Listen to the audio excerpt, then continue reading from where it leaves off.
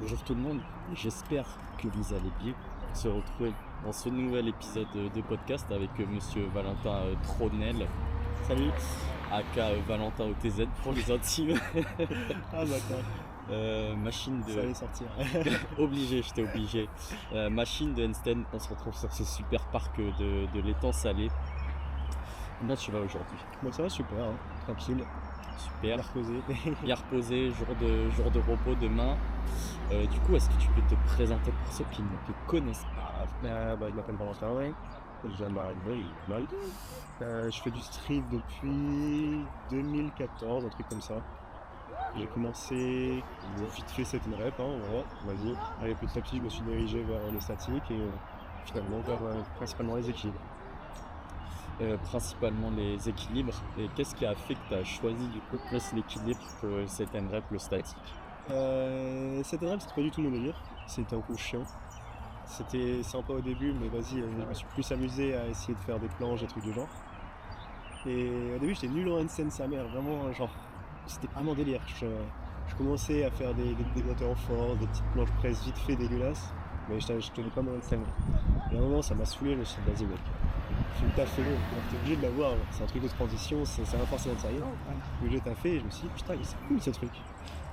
Et je me suis laissé emporter, petit à petit, ça a pris de plus en plus de place dans mon entraînement parce qu'il y a une priorité pour le club. J'ai continué dessus et j'ai parlé. Et ça fait combien de temps du coup à peu près que tu fais que ça, que du handstand? Que du handstand, alors je pense que ça s'est décidé quand j'étais à Rennes. Ma première année où je suis allé à Rennes, je faisais encore un peu de statique. Et c'est à partir du moment où je me suis barré de Rennes et que je me suis retrouvé dans un petit appartement que là je me suis mis à faire plus de handstand par de place. Et parce que je me suis plus penché là-dessus. J'avais moins de personnes avec qui m'entraîner, j'étais plus tout seul. Et ouais, j'ai plus persévéré là-dedans et j'ai vraiment pris du plaisir à faire des handstands. D'accord. Tu parles du coup d'avoir un petit peu moins de personnes. Tu me disais avant que tu faisais tes études en métropole. Du coup, est-ce que tu peux nous parler brièvement de ton parcours prep? Alors, ouais, c'est un petit peu le bordel, mais en gros, j'ai fait une prépa maths. Je suis allé faire un an à Rennes après avoir passé les concours. Je suis reparti, j'ai repassé les concours, je suis parti à Paris pendant 2 ans. J'ai pas terminé ce que je faisais, je suis reparti à Rennes. Et j'ai passé une capacité agricole à Rennes, du coup maintenant je suis agriculteur, ce qui est assez drôle. Et du coup j'ai fait 2 ans à Rennes depuis et là je suis rentré à La Réunion. Donc je reste tranquille. Tu es un expert des plantes aujourd'hui. Exactement. On peut dire ça. Un peu. Très bien, très bien. J'ai oublié dans les présentations sur la partie sport tout à l'heure te demander, je l'ai fait à tout le monde, ta taille, ton poids. Waouh, ma taille, je fais 1m79 et mon poids, je sais pas, mec. J'oscille entre 65 et 72, on va dire. Je pense que là, je suis plus autour de 70, vu comment je suis lourd en petit. Mais j'ai rien pour je suis un peu Ouais. T'es dans un gabarit plutôt léger, je pense, pour la plupart des athlètes de street. je suis assez bien. Ouais. D'accord. Je continue à repartir sur la partie Rennes. Ça fait partie de tes études là-bas. Ouais, j'ai fait 3-4 ans là-bas. Ouais, j'ai fait 3 ans et demi, 3 ans on va dire. Tu as fait Bien 3 ans. plusieurs années, au moins 3 ans du coup. Il y a le fameux parc là-bas, si je dis pas de bêtises, les Mailles. Le Mail, ouais. Le Mail, François le Mitterrand. Mail où il y a plein d'athlètes qui s'entraînent. Le parc légendaire, hein. Parc légendaire, tout à fait. Et quand je suis remonté sur ton profil tout à l'heure pour préparer l'interview, j'ai vu une photo de toi avec plein de gars justement qui sont connus dans le milieu. Alain, Saucisse, Livan, la famille. Saucissère, ouais. Est-ce que tu peux nous parler un petit peu de ce collectif en fait? Qu'est-ce que c'est? C'est une bande de potes? Ouais, c'est vraiment c'est une bande de potes aussi. C'est juste des gars qui se retrouvaient et qui avaient un petit peu la même vie de chacun d'un côté et qui se sont mis à kiffer ensemble, à faire des conneries et aussi à s'entraîner du coup. Et à se pousser les uns les autres dans le street. Et c'était quand même un beau bordel et c'était vraiment sympa, c'était une belle époque. Moi je les ai rencontrés par le biais de Nicolas Chan à la base. C'est le premier que j'ai contacté sur le parc de skate. Et du coup je me suis petit à petit retrouvé à m'entraîner avec eux et faire des arrivées avec eux. Et c'est devenu des super potes. Ça fait longtemps que je les ai pas vus. On est toujours dans le cœur. Hein. Donc Je remonte les grands Montarel. Ça n'a pas de problème. ok, donc ouais, c'est vraiment une bande de potes, tu gardes des bons souvenirs. Bah, c'est ça, et c'est des gens qui sont assez proches pendant vraiment très longtemps. Et ça reste quand même cette partie des potes les plus proches que j'ai toujours à l'heure actuelle, on va dire. Car c'est des personnes qui sont dans mon cercle depuis assez longtemps et j'ai du mal à garder les gens proches de moi, on va dire. Je Donc, comprends. c'est des gens que j'apprécie beaucoup. Très bien, Même si on se voit pas souvent, ça reste des gens qui restent là comme moi, enfin, dans mon club. très bien. Ça me fait rebondir un petit peu continuer sur ce collectif un peu. C'est collectif métissé. Pas vraiment, mais pourquoi pas. Non, sur le collectif, parce qu'il y a certains de ces athlètes, du coup, on a vu après qui ont créé la team OTZ, si je dis pas de bêtises. Sur la tranquillité. T'en faisais partie aussi ou... Oh non, pas du tout. Pas du tout. Non, moi jamais. D'accord. Contrairement à l'introduction. Juste saucisse d'air, ok. Ouais, non, ceci, c'est la famille, les amis. Ok. Non, pas OTZ parce que. J'ai pas raison. Ouais, oui, il n'y a pas besoin d'en avoir. Ouais. Très bien. Si tu avais un conseil à donner au Valentin de ses débuts qui commence le street, qu'est-ce que tu lui dirais? Force plus, je pense. Parce que à part ça, je me suis jamais blessé, vraiment. J'ai toujours pris soin de ma souplesse, de mon articulation, enfin de ma mobilité, au détriment de forcer plus. Du coup, c'est pour ça que je me dirais, essayer de trouver un meilleur équilibre entre santé et progrès. Parce que j'ai quand même progressé en continu, on va dire. Mais je pense que si j'avais été plus intelligent sur ce côté-là, sur bourriner quand il le faut, ça aurait peut-être été un peu plus rapide. Mais bon, pas trop de regrets sur mon entraînement, mais j'ai toujours kiffé l'entraîner. Et à part ce petit détail, je suis quand même content de comment j'ai progressé. Du coup, tu parles de pas trop forcer, tu t'es jamais blessé, t'as pas eu de blessure conséquente, je veux dire. Et non, j'ai jamais rien eu, à part vraiment des petites des douleurs. Quand je faisais du mana, j'avais du nerf qui chauffait un peu. Genre, il prenait des coups de tension, donc forcément il était un peu douloureux. J'ai eu vite fait des tendinites. En fait, le seul truc dangereux, le seul truc chiant que j'ai eu, c'est juste mon épaule gauche qui luxe souvent. Et donc, typiquement, si je fais une planche ou quoi et qu'elle luxe pendant une presse, ça peut me faire mal si j'anticipe pas. D'accord. Mais sinon, j'ai jamais vu que je l'anticipe et que je sais quand est-ce que ça va se passer généralement. J'ai jamais eu de vrais trucs qui l'ont pu les sauver. D'accord. Je continue sur partie récup, du coup, t'as jamais eu de gros problèmes. Est-ce que t'as déjà eu recours à des compléments alimentaires ou pas? J'ai pris de la créatine vite fait quand on a un an à Paris, un an et quelques. C'était sympa pour la force. Genre, je sais pas si, après, est-ce que c'est parce que je m'entraînais plus, est-ce que c'est la créatine à voir, mais tu sens quand même une différence sur une prise bien faite et continue, on va dire. Mais sinon, vraiment rien de spécial ça.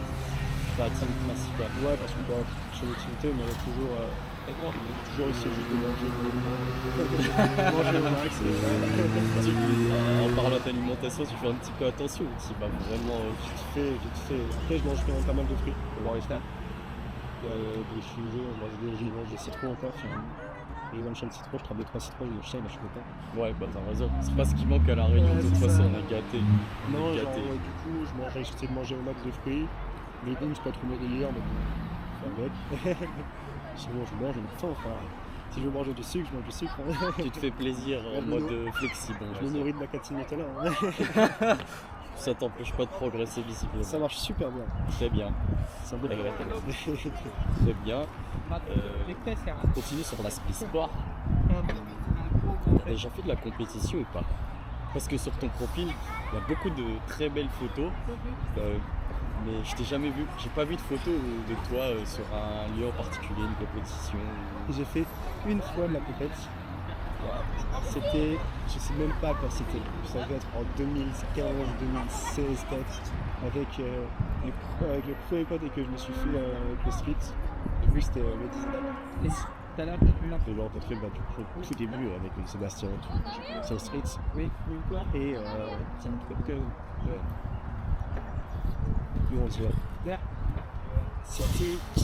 c'était West Bar. Putain, voilà, je me rappelais plus, non, c'était Westbar qui avait fait ça. C'était l'équipe de Street Workman de Tassari-les-Bains. D'accord. En gros, c'est un vieux truc, je sais pas si ça existe vraiment encore, après peut-être qu'il reste, ça reste en contact ou quoi, mais c'était vraiment le premier truc à l'époque. Ils avaient organisé une petite compète sur la plage, parce que c'était ce moment-là, ils avaient une barre qui déplaçait, une barre de freestyle et tout, qu'ils avaient soudé eux-mêmes, un truc de fou. Et ils déplaçaient ça sur la plage.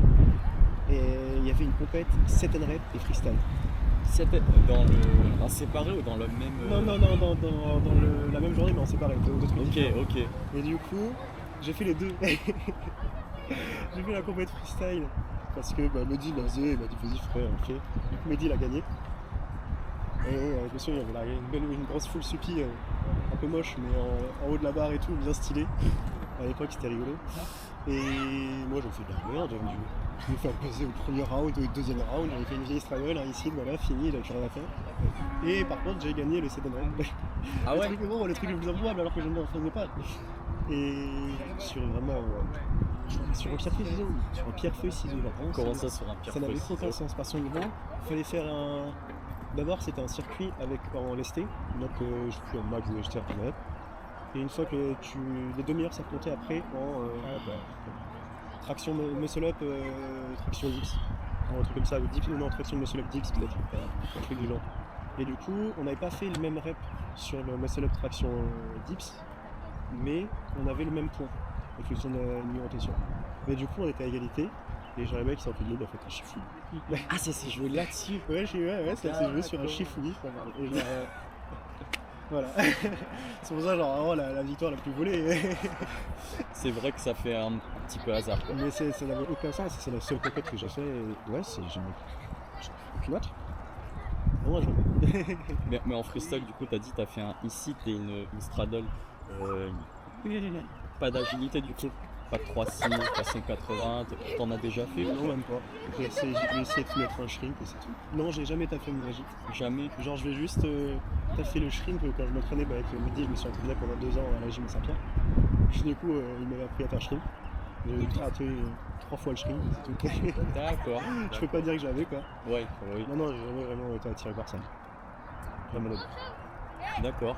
Et pour continuer sur la compète, ça fait une compète, mais depuis peut-être à peu près 1 an et demi, 2 ans, on te voit apparaître en tant que juge sur des compètes à La Réunion.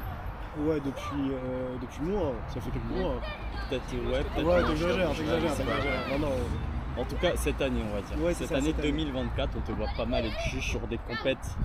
T'avais déjà jugé avant ou c'était pas mal une première expérience? Non, j'avais déjà jugé à Rennes. Ça fait pas parce que les premières compètes, c'était quoi? Je sais plus ce que c'était comme compète. Mais j'avais jugé une compète là-bas. Et parce que j'avais jugé autre chose. Je crois pas que j'en ai jugé d'autres après celle-là. Parce qu'à Paris, j'ai pas eu l'occasion. Non, à Paris, pas du tout. Et non, que celle-là. Mais ouais, depuis que je suis rentré, j'ai eu pas mal de propositions. Bon, et voilà. Fait, hein. Petite anecdote, j'aime beaucoup de retours des athlètes et beaucoup te considèrent comme le meilleur juge de La Réunion. Ça fait plaisir, Voilà. On essaye d'être impartial et de mettre ce sport en valeur. Ça fait plaisir, les athlètes sont Si les athlètes l'apprécient, franchement, ça me fait chaud. Et on a hâte de te voir encore juger les prochaines compètes. Avec plaisir. Est-ce que tu as des objectifs en particulier pour cette fin d'année ou l'année prochaine? Alors, fin d'année, je sais pas si j'y arriverai, ce sera plus pour l'année prochaine, mais ouais, j'ai quelques petits objectifs. On va dire en Nissan, principalement, ça va être One Arm Press. Le vrai One Arm Press, mais je pense pas que ça se fera d'ici. En un an, c'est un peu short, du niveau où je suis. Il manque quand même pas mal il manque quand même une bonne partie. C'est un peu dur. Et après, essayer de taper au moins la minute 30 en one arm, ça peut être pas mal.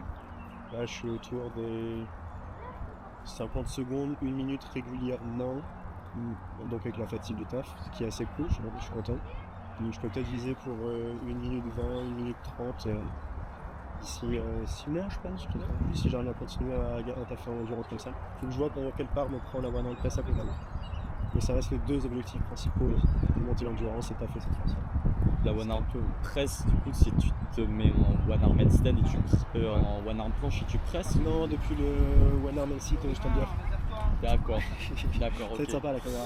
Ouais, je Mais m'imagine t'imagines ce le que ça délire, représente. Bah, les gens ils vont voir de leur côté, mais ouais, ok, C'est ok. ouais, je table depuis quelques mois, mais ouais. J'imagine que j'aime pas One Arm Handstand. Ouais, mais ça c'est facile à côté.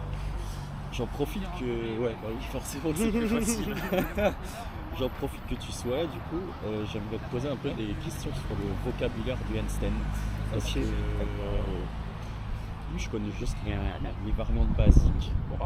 Mais après, quand on parle de iguana, de figa, ce genre de choses, je sais pas trop ce que ça représente. Je Ok, pense ouais. que beaucoup de gens qui vont écouter ça aussi ne sont pas au courant. Donc, est-ce que tu peux nous détailler un peu le vocabulaire Bah du déjà handstand? t'as tout ce qui est avec les figures en base, donc t'as la soul, tech, le stradum, le Diamond, donc les classiques. Ouais, On peut trouver aussi en planche, ça fait Diamond, tu le fais pour une transition, mais c'est pas dans le catalogue des figures on va dire.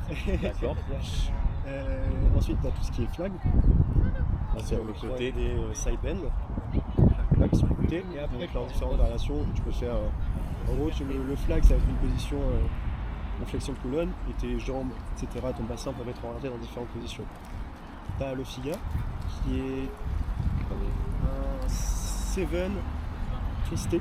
Un seven twisté. Est-ce que tu peux... Ah oui, c'est vrai qu'il faut préciser Est-ce que tu seven. peux préciser ce que Le c'est un 7, seven? c'est quand tu fais un set avec ton corps, donc t'es handstand et tu ramènes tes jambes à l'horizontale.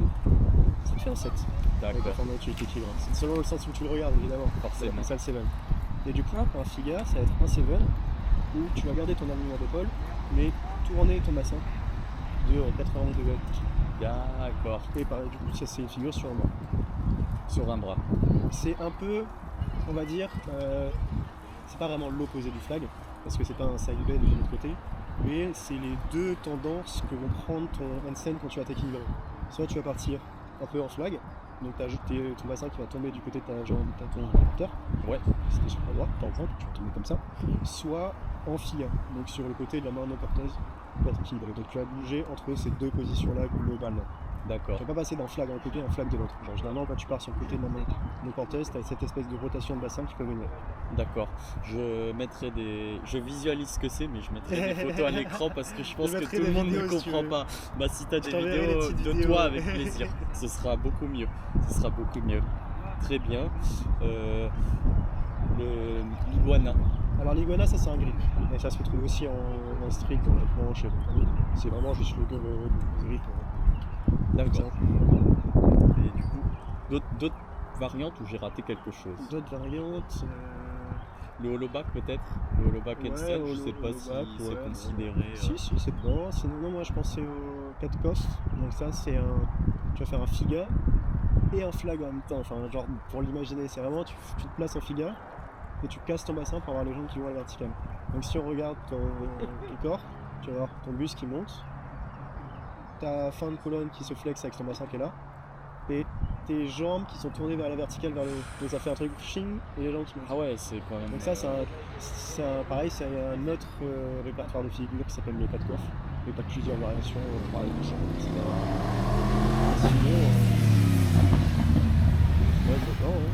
4 coffres, tu Si, il y a les switches. Les switches sont pour les switches en up. Et bah, les presses, tout ce qui Pour revenir sur le 4 coffres, Oui. tu sais d'où ça vient ou pas? Non. C'est peut-être le nom du mec qui l'a fait le premier. Hein. Mais ouais, c'est un truc russe ou de l'Est. Ça, ouais, c'est Parce qu'ils sont trop forts. c'est vrai qu'ils sont impressionnants. C'est ouais. Ils sont impressionnants. Mais ouais, les Ukrainiens aussi, ils ont une école du cirque et du dancing qui est virtuelle. Ils ont une manière. Oh, la lumière, c'est oh, incroyable. magnifique, Waouh. magnifique. Et ouais, ils ont une manière d'enseigner et de travailler ça qui est forte. Ça, ils sont si forts. Ça tombe bien, puis sur une petite question à propos de ça tout à l'heure. Ok, ben merci, on a fait le tour des présentations. Il y a quelques questions des abonnés. Ok. La première question, c'est Victor qui l'a posée, que tu connais, il s'entraîne aussi avec toi des fois. Quel est ton avis sur la progression des athlètes réunionnais? Bah, franchement, c'est cool. Genre, depuis que je suis rentré allez, on va dire. Ça faisait 3 ans que je n'étais pas rentré. j'ai quand même vu une belle évolution. Et là, dans les derniers mois, il y a quand même pas une euphorie, mais j'ai l'impression que ça se bouge le cul. Genre les gens sont motivés et les gens sont prêts à travailler pour progresser. Et pareil, j'ai l'impression qu'il y a quand même plus de connaissances, plus d'accès à de bonnes connaissances. Et que les gens arrivent quand même mieux à progresser, à s'organiser, même si c'est pas donné à tout le monde encore. Il y en a qui ont besoin de taffer encore. Mais je trouve que ouais, ça évolue bien. Très bien. La prochaine question, Félix. Une question frère. le frère. Une question de Félix. Sa question c'est éviter les blessures. Est-ce que c'est le meilleur moyen de progresser à long terme? Bah ouais, après, il y a quel niveau de blessure? Évidemment, le rêve, ça serait de jamais se blesser. Forcément. D'écouter son corps parfaitement et tout, mais ça arrive. Genre, moi, comme je disais, je me suis jamais vraiment blessé, mais j'ai déjà fait des petits trucs, 20 minutes. Quand je vu que je suis obligé d'arrêter une semaine ou deux, je peux pas faire grand chose sur mon épaule gauche. Mais faut pas non plus, comme je disais, se freiner sur sa progression à cause de ça.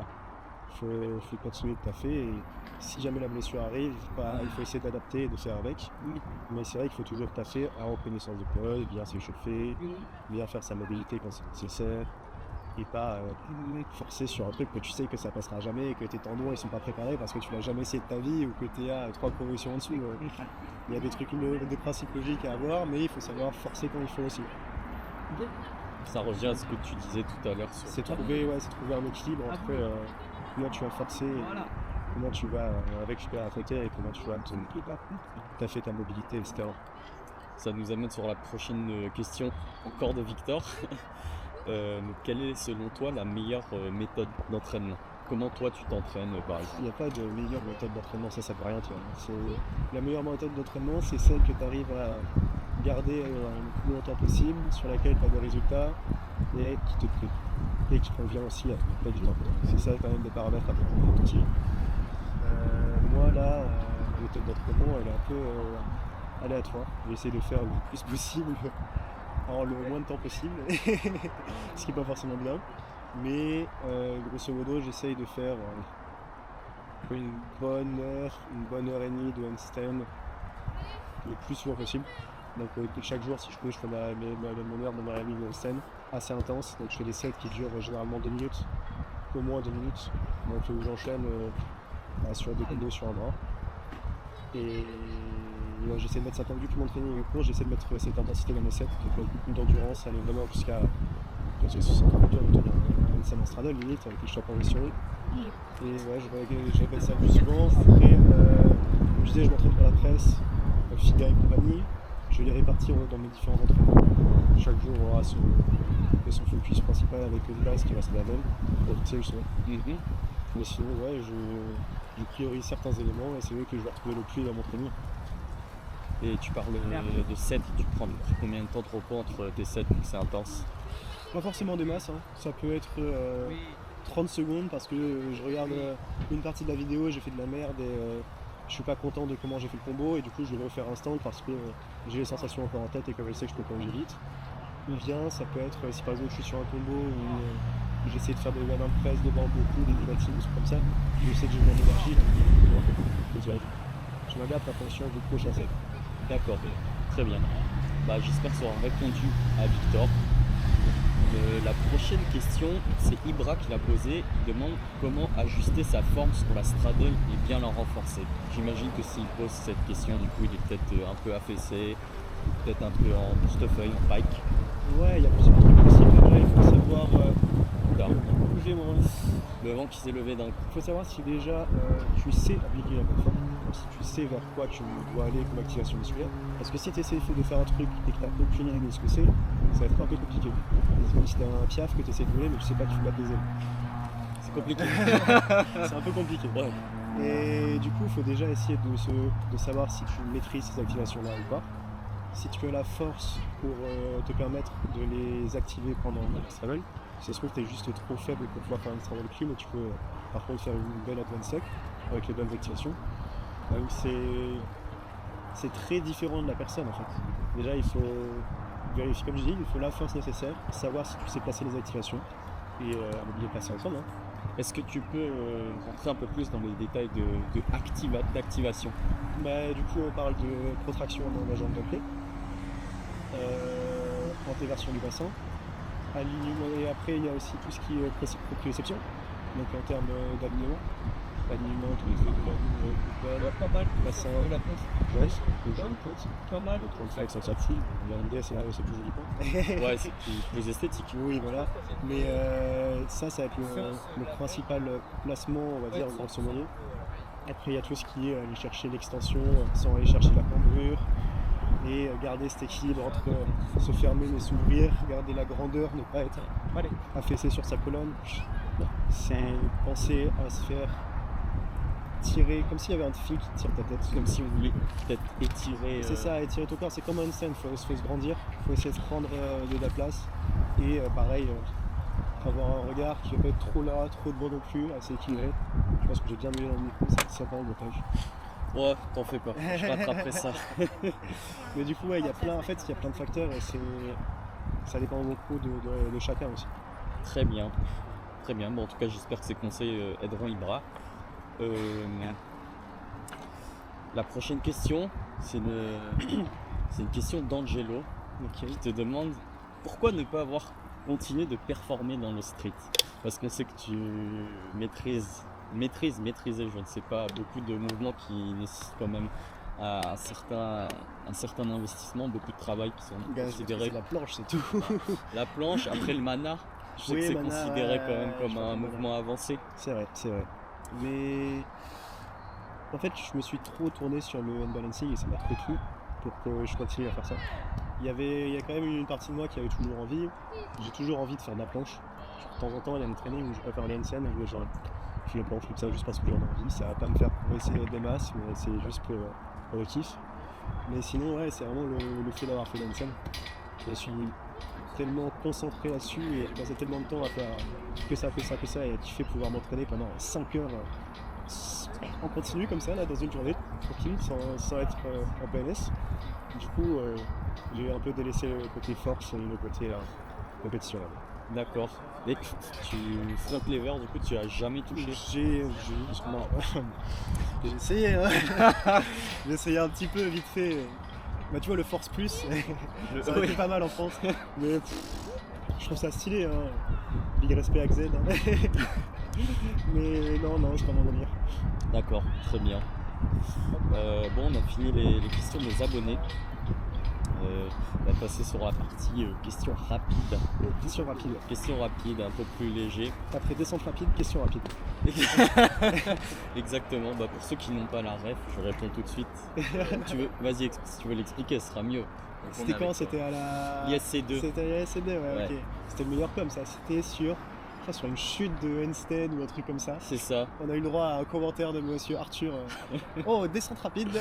C'était Bad Zip qui était en handstand et tombé des barres. Très drôle. Moi je devais juger ce moment-là. Voilà, la concentration. Comme la dernière compétition. J'ai eu le droit à l'hélicoptère, ouais. Bon, trêve d'anecdotes. Changer de speaker, s'il vous plaît. D'anecdotes perso. J'aimerais bien rester. Je vais plus me concentrer la prochaine fois. Bon, on va partir sur les questions rapides. T'es prêt? Ouais, vas-y. Chien ou chat? Very good, mate. Chat. Chat. Ta musique ou ton style de musique du moment? Moi je peux du rap. Du rap? Ouais, du rap ou du chat. Il y a deux ambiances. Un artiste à conseiller peut-être? Que t'écoutes beaucoup? The. Z-E? Z-E-U. D'accord. Ton plat préféré? Ah ouais. Un beau carré. Un bon curry. Ouais, un beau carré. Moi civé, mais voilà. Bon civet. Blanche et front lever. Blanche. Évidemment. Logique. Iguana handstand ou one arm handstand? One arm handstand. Gros l'iguana, j'en ai fait 2 fois dans les choix. Très bien, bah ça répond à la question. Ouais. Quelle est ta plus grande source de motivation pour t'entraîner? Moi-même. Quand je regarde ce que j'ai déjà été capable de faire, les projets que j'ai fait et tout, je me dis putain, mais en fait, tu peux faire des trucs à l'if. Sinon mes potes. Et sinon tes potes. Ouais. Très bien. Si tu pouvais maîtriser un mouvement instantanément, qu'est-ce que ce serait? la maltaise, j'aurais trouvé comme Daylong. Maltaise. Vraiment juste pour savoir ce que Daylong il ressemble. Et là, peut-être sûr. D'accord.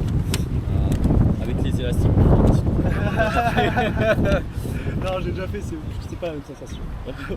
Ouais, clairement pas. T'as pas l'impression Ton pire moment de doute ou d'échec, et comment t'as fait pour le surmonter?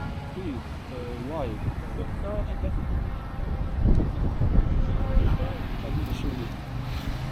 Peut-être que t'en as pas eu. Si, j'ai quand même eu des moments où je me suis vraiment moins entraîné, notamment quand j'étais en France, pendant l'hiver et tout. Et à chaque fois, la motivation revient à un moment, le progrès se voit. En fait, au début, tu recommences, c'est une merde, mais ça revient vite. Surtout le handstand, ça se fait pas. Et vu que, même si dans les moments où je me suis pas entraîné, j'en ai toujours fait. En fait, j'ai trop besoin de ça. C'est un truc c'est une part de ma vie qui est assez importante. Les notables j'en fais. J'ai un moment pour en faire, j'ai quand même essayé de faire un handstand. Donc ouais, genre, il n'y a jamais eu de moment vraiment comme ça. S'il y a un doute, je fais de handstand. D'accord. Ah, vraiment, gros. C'est un médicament pour tout en Ah, fait. c'est magique. Au handstand. Exactement. Donc ouais, peut-être un petit peu le froid quoi. Ouais, c'est ça, le froid. La prochaine question, si tu pouvais t'entraîner avec n'importe qui, vivant ou de mort, qui choisirais-tu? Claude Vuitton. Claude Vuitton, artiste de cirque. la dessert. Et qui est mort, qui est marquant, il est mort assez récemment, on va dire. Qui était très fort, qui a formé justement Yuval, Balance, des artistes que j'avais de par leur maîtrise des basiques et de par leur contrôle sur les transitions et leur précision. Et c'est quelque chose qui est D'accord. Bah, on mettra tous les liens dans la description. Quel est le meilleur souvenir que tu gardes dans le sport? dans le sport. Ah, il y en a pas mal. Mais c'est 4000. Déjà l'Italie c'était pas mal. Ah, il y a ta caméra qui vient de se barrer. Ah, c'est coupé? Ouais, elle vient de se hop, là. Merde. Bon écoute, tant pis, on fera avec les angles Ouais, qui restent. l'Italie pour la Burning Gates. Quand on a accompagné Yuval du coup avec Saucisse, on a rencontré fou italien là-bas qui était incroyable. On a rencontré Manu justement aussi qui était venu pour l'occasion, qui était avec comment. Ça reste quand même incroyable que j'ai vu sur. Et sinon, Et sinon, tu sais que t'as vu la plupart des moments d'entraînement avec mes potes et tout, c'est toujours cool. Alors, parce que c'est toujours en barre. Burning Gate et les potes. Ouais, c'est ça. Ok, la dernière question. Quel athlète aimerais-tu voir sur le podcast? Ah, ça la traîne. Je te pose une colle. qui Je te voudrais pose voir une colle. aussi Il faut que t'aimes.